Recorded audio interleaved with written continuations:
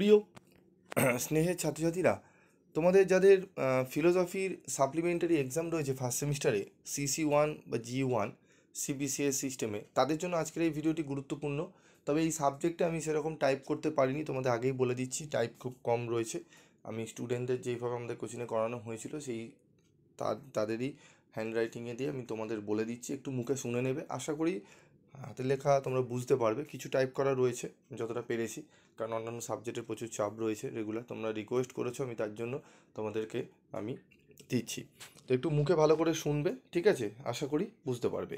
তো দেখো, তোমাদের 15 নম্বরের তো প্রশ্ন আসে, এবং তার সাথে 5 নম্বরের প্রশ্ন এবং 1 নম্বরের MCQ প্রশ্ন।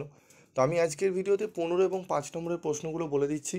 সেগুলো একটু ভালো করে আশা করি করে গেলে তোমরা অনেকটাই কিন্তু কভার আপ করে আসতে পারবে কোশ্চেন পেপারে। যেমন ফিলোসফি একটু ভালো করে না পড়লে, বোঝার বিষয় না পড়লে কিন্তু ঠিকমতো লিখে আসতে পারবে না। তবুও যে প্রশ্নগুলো থিওরিটিক্যালভাবে লেখা যায় বা আসে খুব, সেই প্রশ্নগুলোই আজকে আমি তোমাদের সামনে তুলে ধরবো।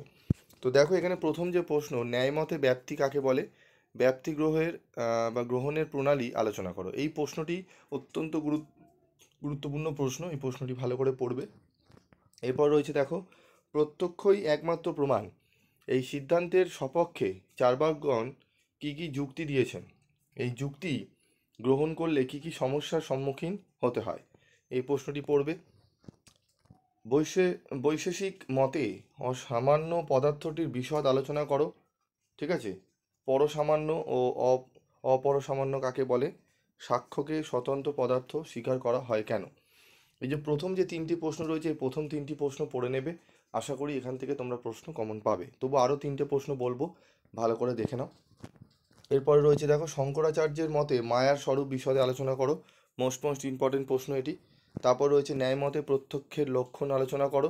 সবিকল্প ও নির্বিকল্প প্রত্যক্ষের মধ্যে পার্থক্য ব্যাখ্যা করো।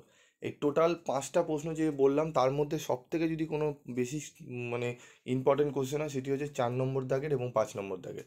4, 5 এবং 1-এর দাগে যে প্রশ্নটি বলেছি, এই 3টি প্রশ্ন আগে রেডি করো, ঠিক আছে? এর সাথে আরেকটি প্রশ্ন রয়েছে, ন্যায়মতে লৌকিক সন্নিকর্ষের বিভিন্ন প্রকারগুলি উদাহরণসহ আলোচনা করো। এর মধ্যে পার্থক্য আছে, ঠিক আছে? সন্নিকর্ষের পার্থক্য। তো ন্যায়মতে লৌকিক সন্নিকর্ষের বিভিন্ন প্রকারগুলি উদাহরণসহ আলোচনা করো। এই প্রশ্নটিও পড়বে, স্টার রয়েছে, ঠিক আছে? তারপর দেখো রয়েছে, বৈশেষিক মতানুসারে সমবায় সম্বন্ধের স্বরূপ আলোচনা করো। সংযোগ ও সমবায়ের পার্থক্য নিরূপণ করো। এই প্রশ্নটি। চার্বাকদের দেহাত্মবাদ সবিচারে আলোচনা করো। এখানে চার্বাকদের, এখানে দেখো শঙ্করাচার্যের মতে মায়ার স্বরূপ বিশদে আলোচনা করো, এই প্রশ্নটি দিতে পারে। এই প্রশ্নটিও কিন্তু আসার সম্ভাবনা রয়েছে। চার্বাকদের দেহাত্মবোধ সবিচারে আলোচনা করো। আর রয়েছে দেখো 9 নম্বর প্রশ্ন, অলৌকিক সন্নিকর্ষ বলতে কী বোঝো? অলৌকিক সন্নিকর্ষ কর্ষের শ্রেণীবিভাগগুলি ব্যাখ্যা করো। লৌকিক সন্নিকর্ষ কাকে বলে, অলৌকিক সন্নিকর্ষণ কাকে বলে, উভয়েরই প্রকারভেদ এবং উভয়ের মধ্যে পার্থক্য। এই প্রশ্নটা যদি পড়ে রাখো না, এখান থেকে 100% প্রশ্ন তোমরা 15 নম্বরের কমন পাবে, 5ও একটি আসবে। ভালো করে বুঝে নাও, লৌকিক সন্নিকর্ষ অলৌকিক সন্নিকর্ষ কাকে বলে, উভয়ের প্রকারভেদ এবং উভয়ের মধ্যে পার্থক্য। আগে এই প্রশ্নটা পড়ে রেডি করো তোমরা, কারণ এখান থেকে ঘুরিয়ে ফিরিয়ে কোনো বছরে লৌকিক দেয়, কোনো বছরে অলৌকিক দেয় সন্নিকর্ষ, ঠিক আছে? বোঝা গেল? তাহলে দুটোই যদি পড়ে নাও, একদম 100% তুমি দুটোর মধ্যে যে কোনো একটা কিন্তু কোশ্চেন আসবেই। ওকে, চলো এবার আরও 2টি প্রশ্ন একটু দেখে নেব। এই প্রশ্ন, ন্যায়মতে বিকল্প শব্দের অর্থ নিরূপণ করে নির্বিকল্প ও সবিকল্প প্রত্যকের পার্থক্য দেখাও। এই প্রশ্নটি আমি আগেও আলোচনা করেছি। সবিকল্প প্রত্যকের অস্তিত্ব কিভাবে জানা যায়? ঠিক আছে? নৈয়ায়িকগণ নির্বিকল্প প্রত্যকের অস্তিত্ব কিভাবে সিদ্ধ করেন? তারপর দেখো, অদ্বৈত বেদান্ত অনুসারে ব্রহ্মের স্বরূপ কী? শঙ্করের মতানুযায়ী শিব ও ব্রহ্মের সম্পর্ক ব্যাখ্যা করো। টোটাল 11টা প্রশ্নের মধ্যে যেগুলো আমি স্টার বললাম, 4-এর দাগের, 5-এর দাগে, তারপর আমি বললাম লৌকিক সন্নিকর্ষ অলৌকিক সন্নিকর্ষ ওই প্রশ্নটি, এবং 10 এবং 11 এই প্রশ্নটি। টোটাল এই 5টি প্রশ্ন আগে রেডি করো। 5 এবং 1-এর দাগের প্রশ্নটি, এই 6টি প্রশ্নই পড়ো। এই 6টি প্রশ্নই পড়ে যাও যদি একান্ত না বেশি পড়তে পারো, ঠিক আছে? এই 6টি প্রশ্ন পড়ে গেলেই তোমরা এখান থেকে কোশ্চেন কমন পেয়ে যাবে, ঠিক আছে?